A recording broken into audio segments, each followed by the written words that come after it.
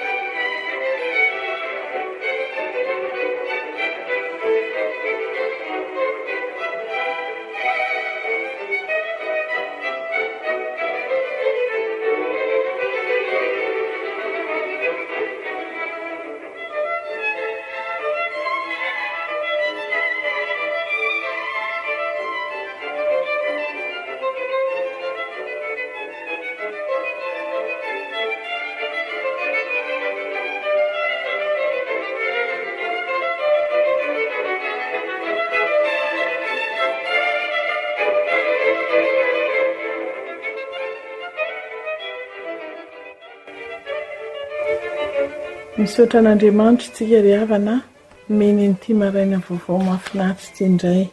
Faly miarabantsika rehetra ny mitokantrano tsirairay avy ihany amin'ity maraina vaovao ity. Faly indray manasa antsika rehetra amin'izao fotoana izao andre ny tenin'Andriamanitra ary hiara hisaotra sy hideran'ilay tompo tsara indrindra manome antsika ny fanavaozana isan'andro san'andro. Amin'ny anaran'ny Ray sy ny Zanaka sy ny Fanahy Masina. Amen. Salamo 2:20, andininy 3:20 ka hatramin'ny 1:30. Amin'ny anaran'i Jesosy. Ianareo izay matahotra an'i Jehovah, midira azy. Ry taranak'i Jakoba rehetra, manomeza voninahitra azy, ary matahora azy ry zanak'Israely rehetra. Fa tsy manao tsinitsinina na marikoriko ny fahorian'ny ora izy, ary tsy mba manafina ny tavany aminy. Fa raha mitaraina aminy ireny dia miaino izy. Avy aminao no azoko manao fiderana eo amin'ny fiangonan-dehibe. Ny voadiko dia efaiko eo anatrehan'izay matahotra an'i Jehovah. Hihinana ny mpandefitra ka ho voky. Hideran'i Jehovah izay mitady azy. Ho velona mandrakizay anie ny fonareo. Ahatsiaro ka hiverina ho an'i Jehovah ny farany tany rehetra, ary hankoko eo anatrehanao ny fokon'ny firenena samihafa. Fa an'i Jehovah ny fanjakana, ary manapaka amin'ny firenena samihafa izy. Hihinana sy hankohoka ny mpanefoefo rehetra ambonin'ny tany, eo anatrehany no iondrehan'izay rehetra efa hidina any amin'ny vovo ka tsy mahavelona ny ainy. Isy taranaka nompo azy, ary ny tompo dia holazaina amin'ny taranaka ho avy. Hisy ho avy ka nambara ny fahamarinany amin'ny olona izay mbola ateraka, fa izy no nanao izany. Amen. Andriamanitro, maraina no andrenesanao ny feoko. Maraina no ivavahako aminao ka nandrandranao aho. Ny vavako feno fiderananao sy ny fankalazananao mandrakariva. Tompo, sokafo ny molotro, dia nambara ny fiderananao ny vavako. Omeo ahy, omeo anay hatrany ny fahamasinanao, mba ho fiainam-pahasoavana ny fivelomanay. Amen. Iarahantsika manao ny hira 520 sy 300.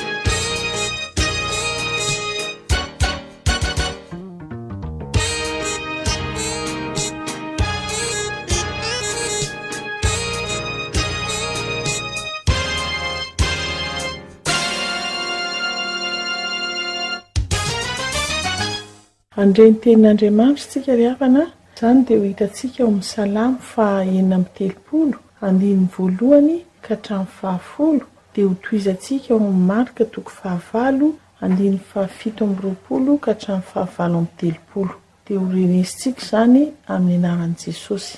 Ny ota milaza atao-poko ny amin'ny ratsy fanahy hoe tsy misy fahatahoran'Andriamanitra ho aminy, fa miarahaba tena izy ny amin'ny tsy ahitana ny elony ka hankahalana azy.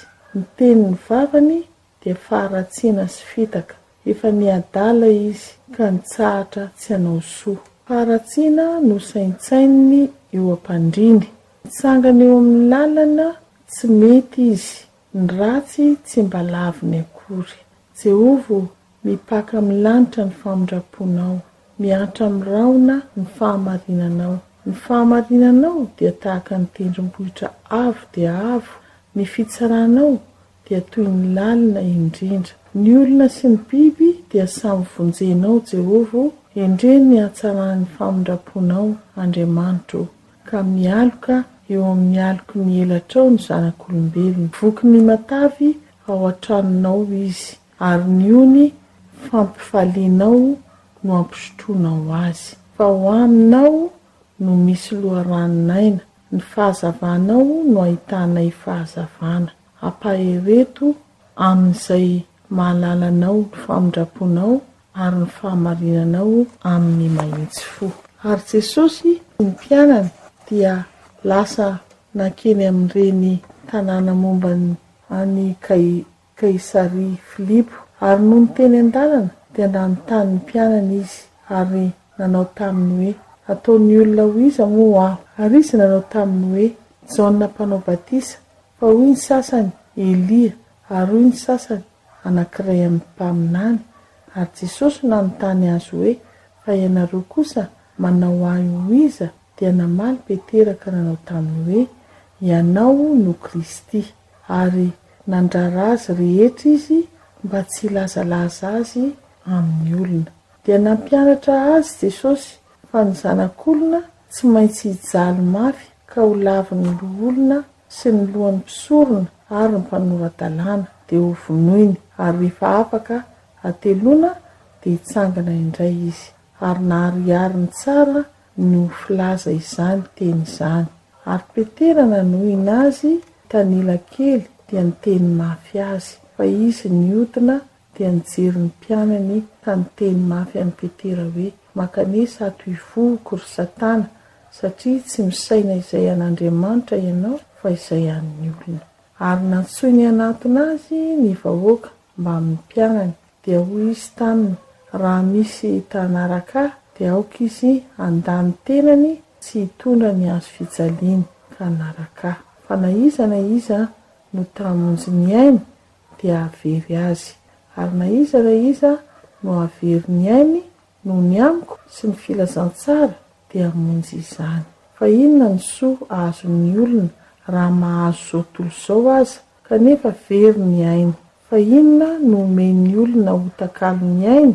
Fa na iza no omenatra sy ny teniko amin'ity taranaka sady mijangajanga no manota ity, dia omenatra azy kosa ny zanak'olona raha avy amin'ny voninahitry ny rainy mba amin'ny anjely masina. Amen.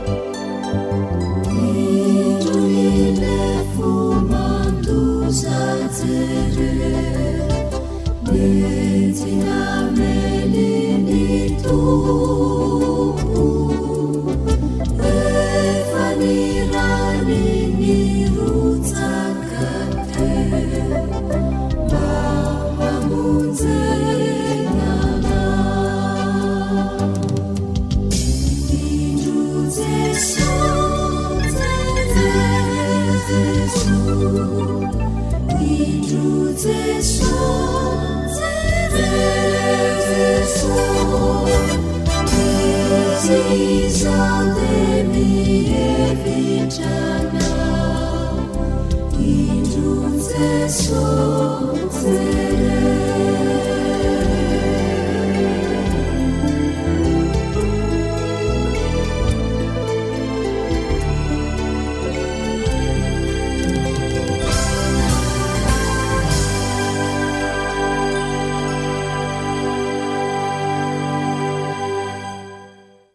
aoka ivavaka isika rehetra.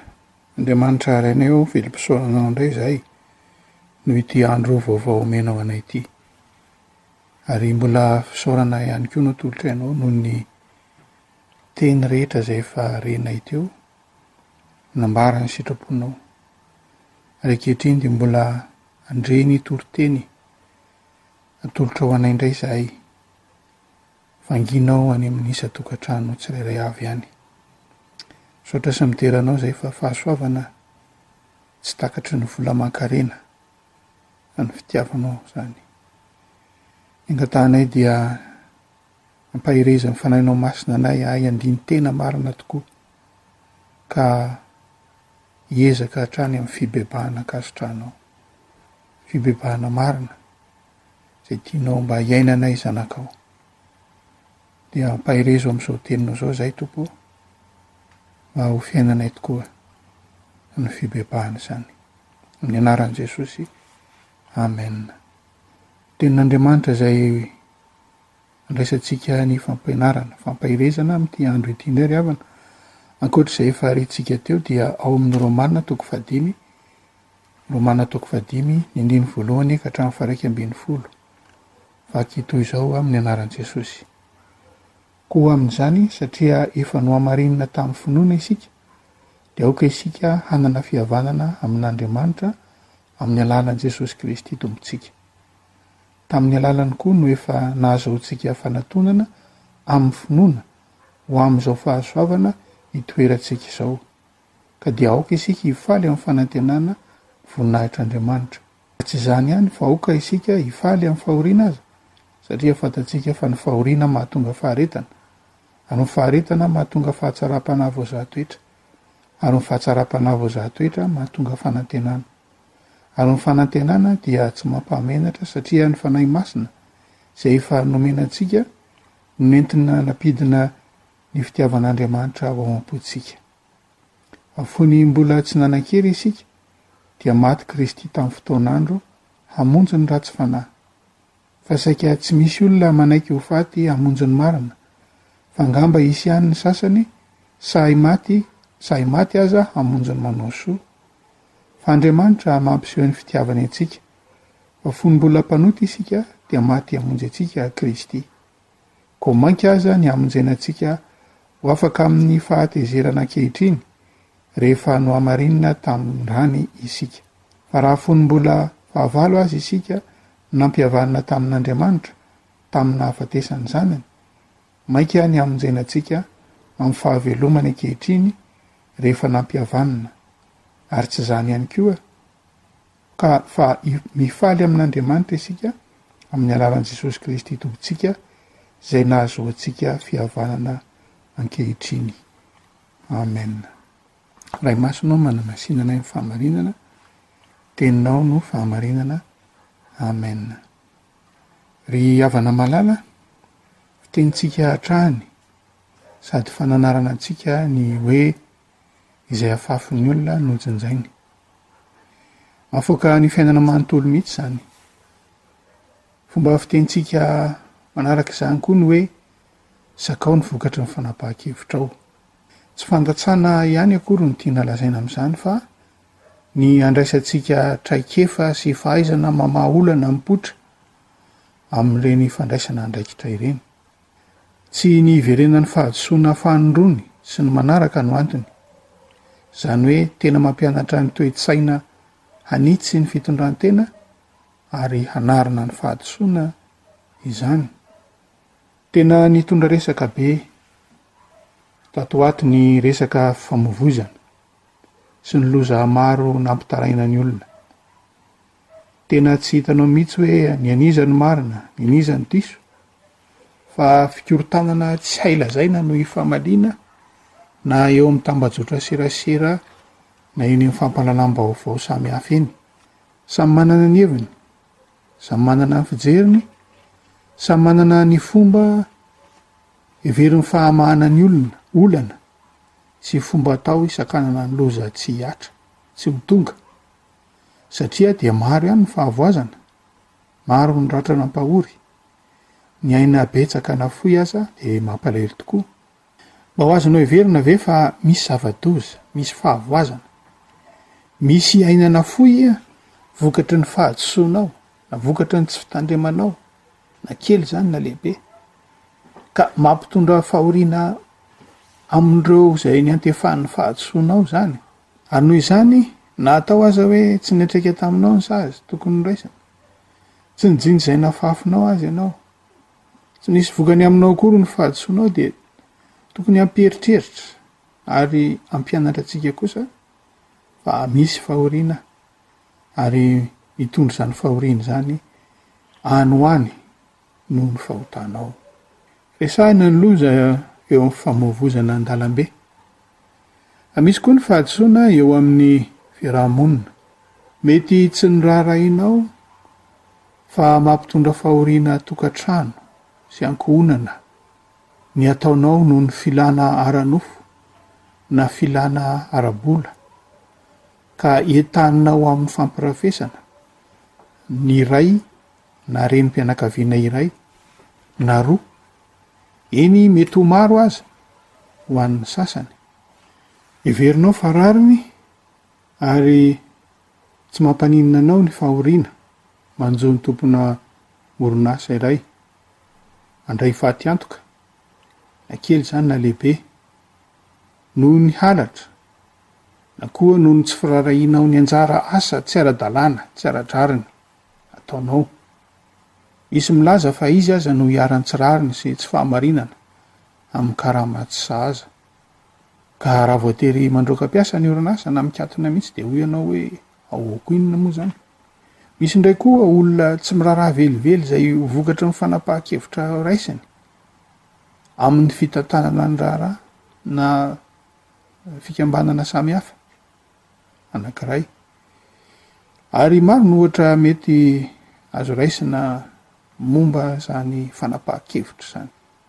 Fa amin'ny teny raim-bava dia hoe tsy mampaninina ny olona mihitsy ny fahadisoana vitany kehitriny, ary toa mampirisika azy hanohy hatrany azy zany, satria ahita fahafinaretana izy, na koa mampahomby ny fiainany sy ny filany isitraka izany fahafinaretana izany ny ataony. Tsy misy mieritreritra, tsy misy mijery ny fiatraikan'ny asany na ny fanapahan-keviny ny olona. Hoy isika hoe mahabe resaka sy fifandirana fotsiny, hanamarinana ny tena, hanamarinana ny fomba azahoana tombontsoa, ny fahaizana manao hevitra, ny sehoany fa mahay mandinika, manam-pahalalana, ary feno fahaizana maneho hevitra, ary feno fahendrena momba ny toe-javatra toy izao na toy izao. Zany no ataon'ny olona. Fa rehefa eo anoloan'ny andraikitra mitaky fahamarinana, mitaky fahitsiana, fahamendrehana, dia tsy maneho izany toetra sany akory izy. Avy hatrany dia miariary ilay maha-olombelona feno fahalovana, ilay olona nandova fahotana iny. Raha mbola eo am-pitadiavana izay ho asa sy ho antom-pivelomana ny olona, dia feno fahendrena be mihitsy. Fa raha vatany vao azony zany dia tsy misy tadidiny, na ininy adinoina mihitsy ireo engagement rehetra nampanantenainy atao. Ny vokany dia fahadisom-panantenana sy fahatezerana eo amin'ny rotota. Rotota satria rehefa mifanazava momba ny fanarahana natao dia miverina indray ny fahaizana miaro tena, satria samy mahay manao ny heviny daholo ary tsy misy manaiky ny fahadisoany. Dia tsy mahagaga mihitsy raha korotana sy adilahy mampalahelo ary mampivarahontsana no hitanao mameno ny serasera etsy seroa.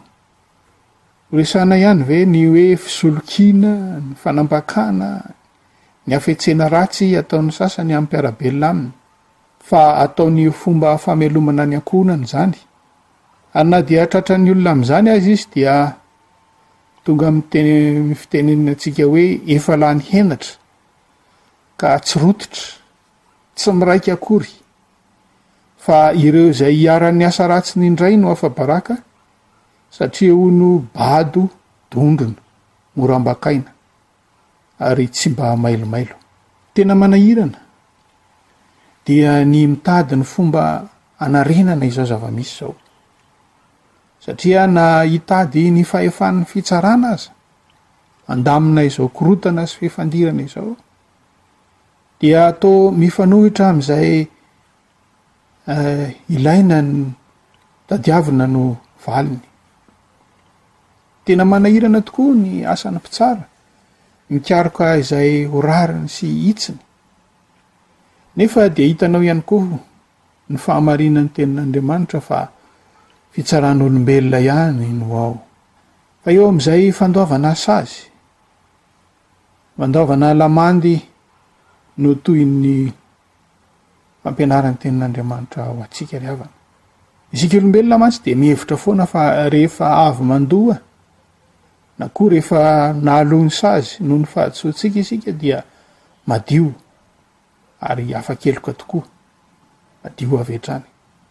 Tsy ao an-tsaintsika olombelona mihitsy hoe inona ny vokany any amin'ny ankilany, niaran'iny fahatsoantsika iny. Fa rehefa madio sy nahalony saziny izy, na ara-dalàna zany na tsy koa aza, dia ampy zay. Zay no maha-olona ny olona. Vanim-potoana fandinihan-tena moa izao fotoana izao, mialohan'ny Pasika izao. Ijery sy andinika isika hoe iza moa no tena mijinjany na fafiny, ary tena matiantoka no ny fahadosoana vitany ve ny olona. Ianao nandony sazy ve? Sa ny fiarahamonina na ny firenena misy anao? Sa ono ary sao kosa dia ny tompon'andraikitra mampiatra ny sazy, ary manam-pahefana amin'izany no matiantoka. Ny foto-kevitra na ny fotom-pisainana ao anatin'ny fampiarana reny sazy reny mantsy dia ho fanitsiana, ho fananarana, ary fampandraisana andraikitra ny tsirairay noho ny fahadosoana vitany. Fa tsy dia famaizana fotsiny ihany, araka ny tari-dresaka natao tany am-piandohana ho isika. Ry havana, raha namorona izao tontolo izao ny Tompo Andriamanitra, dia fahatsarana, filaminana, fahalavorariana namboariny. Amin'ny teny Raim-bava dia hoe fanaperana. Tsy nisy noken'ireny afa-tsy ny fiadanana ho an'ny voarin'ny manontolo, na biby, na zava-maniry, ary indrindra ho antsika olombelona. Ary na dia teny ndeha atao hoe indraim-bava aza no voarakitra ao amin'ny soratra masina, fa napetrany tamindra olombelona hitandrina tsara ny voariny ary hanjaka amin'izy rehetra no voasoratra, dia azo antoka fa nisy resaka ny fanaovana tao momba izany fikajiana ny tontolo sy voarin'Andriamanitra izany. Ary eo koa ny fanahy izay napetrany ao amin'ny olombelona, ahafantarany ny sitrapon'Andriamanitra mampitandrina azy ny fahatsarana izany. Saingy raha olombelona moa dia nahazo ny safidy, koa dia nanapa-kevitra handika izany sitrapon'Andriamanitra hitandrina ny fahatsarana sy ny fahalavorariana, izany fanaperana ny foroniny izany, amanaraka ao anatin'izany ny hoe sitrapon'Andriamanitra amin'ny fahamarinana sy ny fahamasinana. Ny Tompo Andriamanitra moa araka ny hitanao amin'ny soratra masina dia tsara, ary mbola manao ny tsara sy ny marina, satria izany mihitsy ny toetrany, izany no maha izy azy.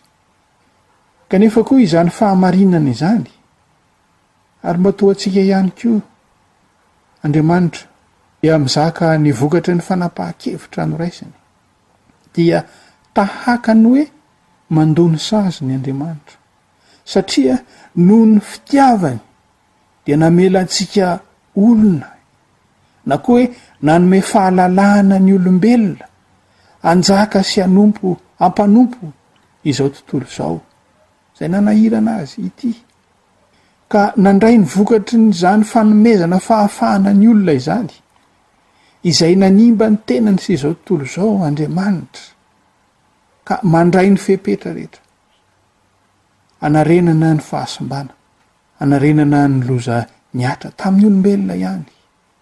Zay le nresantsika teny am-piandohana. Ny hitako mantsy ry havana, ny fanamarinana ahy sy anao na ny fandoavana ny sazoko noho ny fahadisoko dia fitahiana lehibe manokana, fitahiana sady lehibe no manokana vokatra ny fisoronana nataon'i Jesosy Kristy Tompo ho fisolohan-keloka.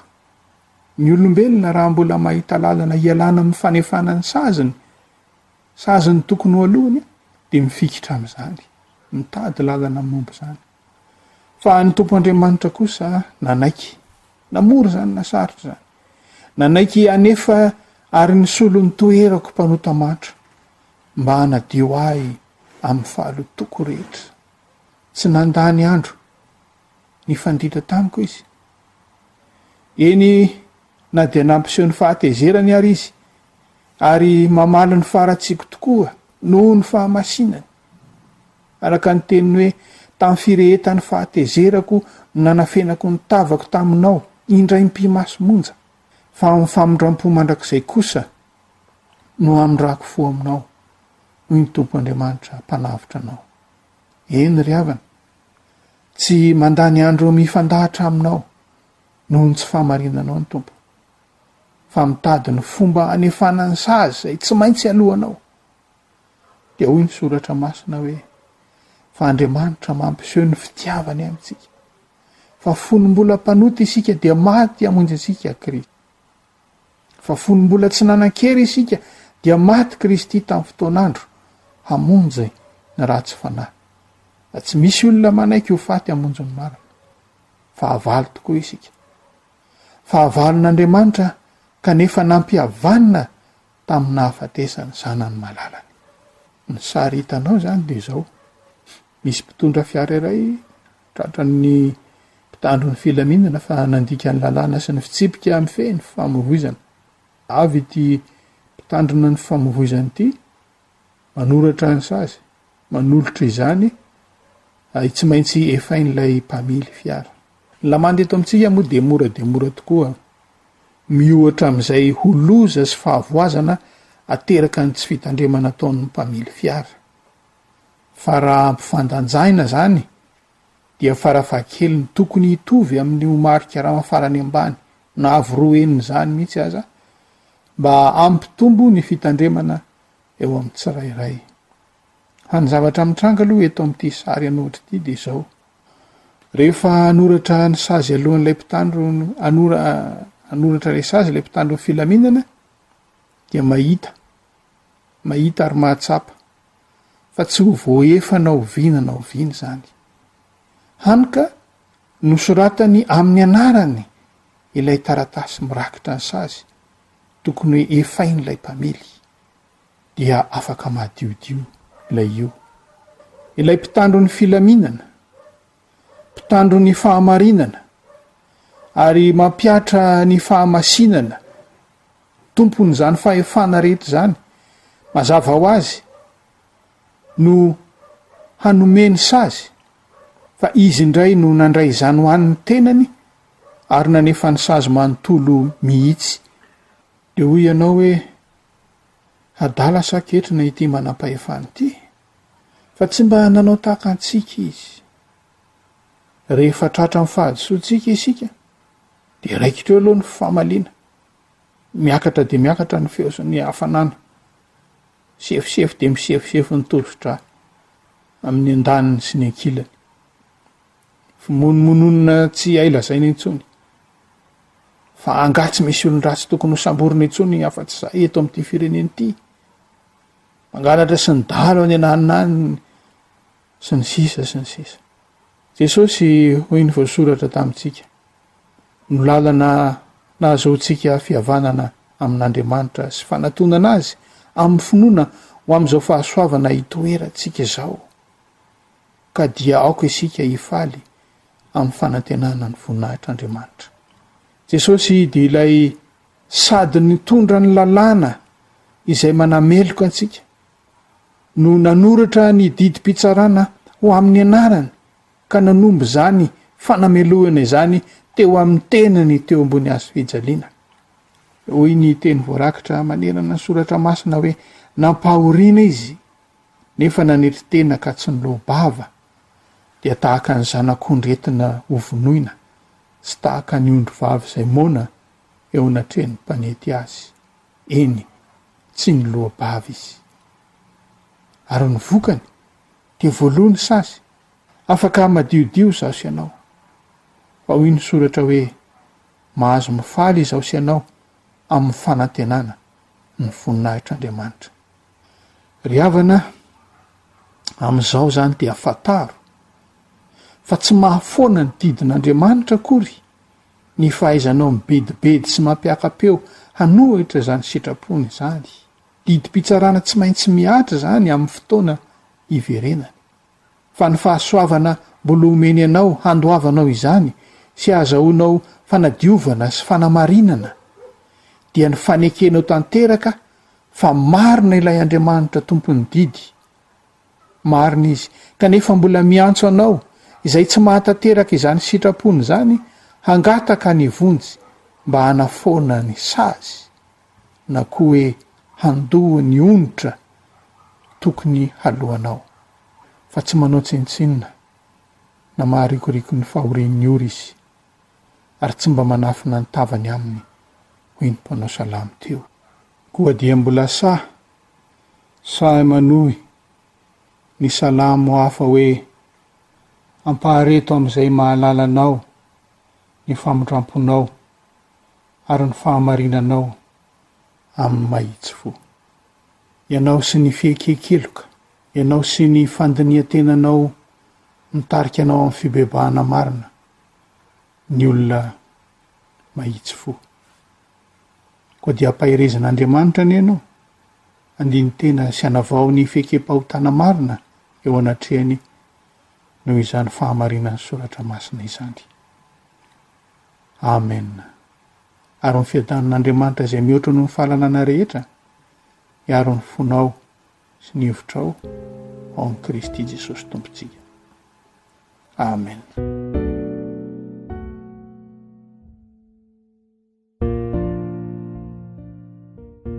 Oy Jesosy, lazaiko aminao marina dia marina tokoa.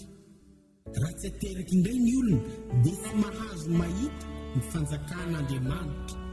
Raha misy olona tsy ateraky ny rano sy fanahy dia tsy mahazo miditra amin'ny fanjakan'Andriamanitra izy. Izay ateraky ny nofo dia nofo, ary izay ateraky ny fanahy dia fanahy.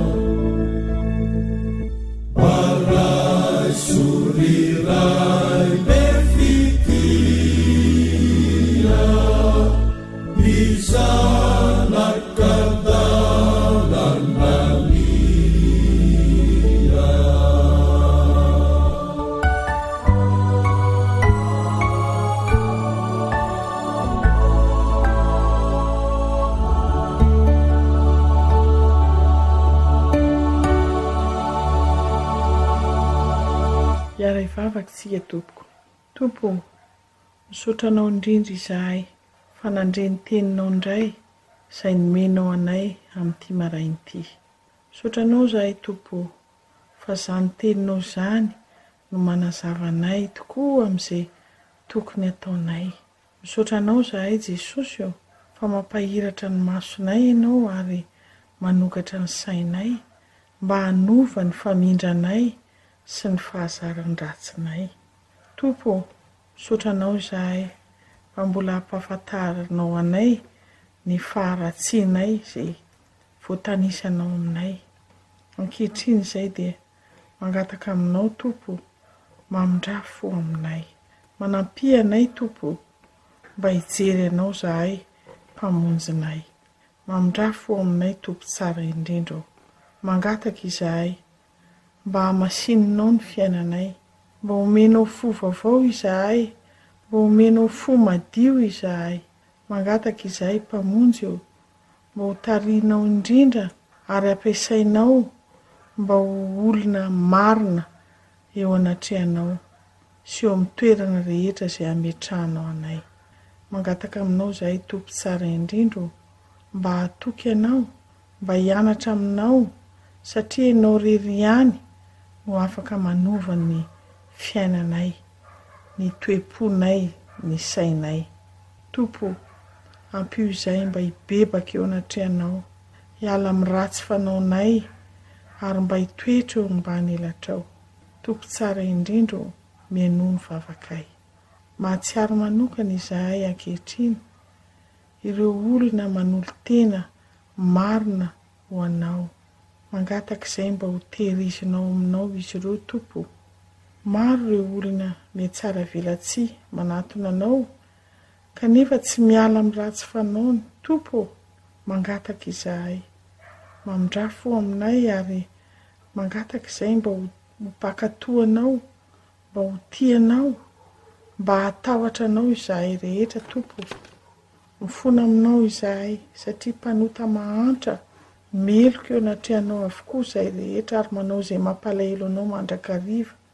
Mifona aminao izahay amin'ny fonay rehetra ary mangataka izay Tompo tena ratsy eo anatrehanao. Mamindrafo aminay Tompo, mamelany elokay amin'ny anaran'i Jesosy Kristy zanakao. Amin'ity andro vaovao ity miseho aminay Tompo ary arova izahay rehetra amin'ny zavatra rehetra izay mety hitranga amin'ny fiainanay. Mba ny sitraponao anie no tantenanay ary ny fisainanao anie no fisainanay. Mba ho tanterahanay anie ny sitraponao. Toery ianao ao aminay rehetra, na ny zaza, na ny tanora, na ny lehibe. Ireo miasa rehetra Tompo, tsarovinao. Tsarovo manokana ireo tsy anasa rehetra, ireo malahelo, ireo ory. Indrindra mahatsiaro ireo tsy salama rehetra izay dia apetraka aminao Tompo ny fanasitranana azy rehetra. Ireo reraky ny fiainana, ireo izay very hevitra no ny fahasairanana amin'izao fiainana izao. Tompo, mivavaka aminao izahay ho an'ny fiangonanao sy ny olona rehetra mahatoky anao. Tehirizo aminao izy ireo Tompo. Mahatsiaro koa izahay ho an'ireo izay efa niala, mangataka izay mba hampiverenao aminao. Vavaka koa izahay Tompo ny fianakavianay, ny tokantranonay, ny ankonanay rehetra mba hitoerany fiadananao. Tsy adininay ny firenenay Tompo tsara indrindra mba hanjakany fahamarinanao ary mba hitoerany fiadananao. Tompo, mianoho ny vavakay. Amin'ny anaranao Jesosy Kristy nanaovanay izany vavaka izany. Rainay izay any an-danitro, ho masinany ny anaranao. Tonga ny fanjakanao, atao ny sitraponao ety an-tany tahaka ny an-danitra. Meonay anio izany nasaza aminay, ary mamelany elokay tahaka ny namelana izay meloka taminay. Ary aza mitondra anay amin'ny fakampana, manafanay amin'ny ratsy. Fanao fanjakana sy ny hery ary voninahitra mandrakizay. Amen. Raiso ny tenin'Andriamanitra manome tsodrano antsika ry havana. Mifalia mandrakariva, mivavaka aza mitsahatra, misaora amin'ny zavatra rehetra fa izany ny sitrapon'Andriamanitra ao amin'ny Kristy Jesosy ho anareo. Ary Andriamanitra ny fiadanana anie hahamasina anareo samy ho tanteraka, ka aoka harovana avokoa amin'ny fanahinareo sy ny anareo ary ny tenanareo ho tanteraka ka tsy hanatsiny amin'ny fiavian'i Jesosy Kristy Tompontsika. Mahatoky izay efa niantso anareo, sady izy ihany no hanefa izany. Ho aminareo anie ny fahasoavan'i Jesosy Kristy Tompontsika. Amen. Sotra n'Andriamanitra tsika ry havana na tanteraka izay fotoana maraina izay niarahantsika ny saotra sy ny deran'Andriamanitra ary manateny tsika raha sitrapony tompo dia ionandray amin'ny tapabolany androany. Dia ho amintsika rehetra ny fiadanan'ny tompo. Amen.